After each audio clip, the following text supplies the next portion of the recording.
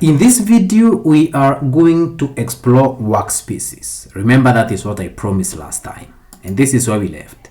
But I want us to look at the selling workspace just as an example.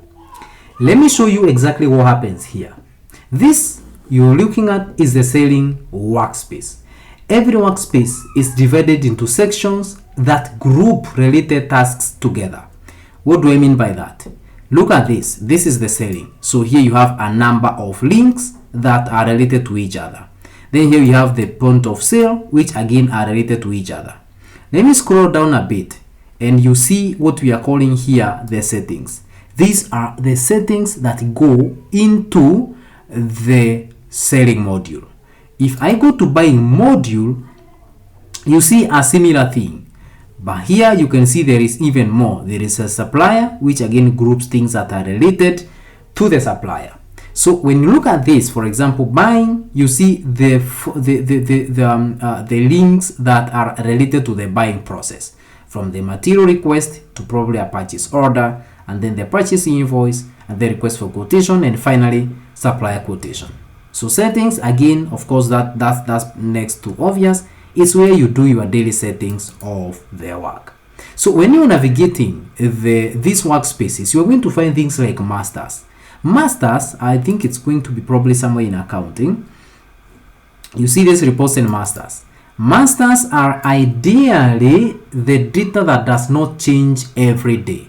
For example, when you look at the data of a customer, let me see whether I can get a customer here.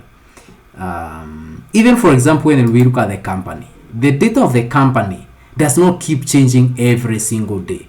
The moment you set up a company, probably you only come back to it to edit it if you made a typo. But I would like to show you with something like a customer. Let's go to the customer here.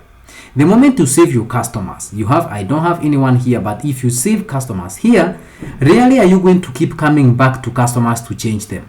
So if you look at the data of customers, or the data of probably the items that you are selling, for example here, the only time you come back to edit an item is maybe when you had a typo and you want to correct it, or maybe when the customer changed their phone number or their email address and you want to update that. That kind of data is what we call master data. Then we have transactional data or transactions. Transactions are things like the quotations, or things like sales invoices or purchase invoices.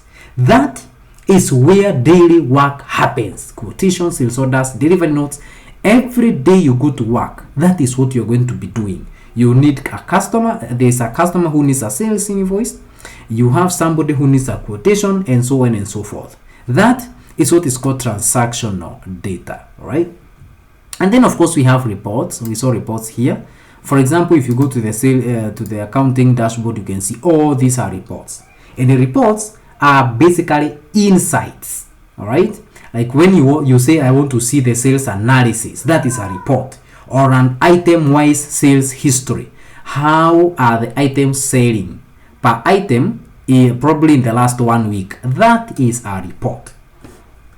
All right, so you can group any of these workspaces into any of those three sections. So it's either going to be master data for those things that don't keep changing often, then you're going to have transactional data for the things that keep changing, and then you have reports, that is analytics and insights. When you click, for example, on a customer, this is supposed to give you a list of all your customers, right? And then when you go back and you click on something like quotation, it's going to give you a list of your quotations, and you can add a new quotation from there. Likewise, when you are in the customer, you are going to see the list, and then you can add a new customer from there.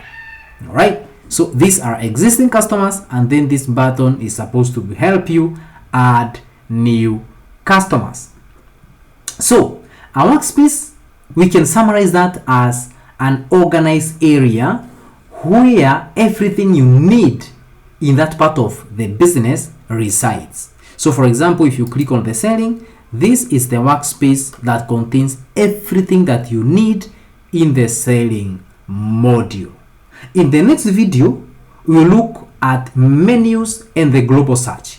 That is the fastest way that you can move around ERPNext while working.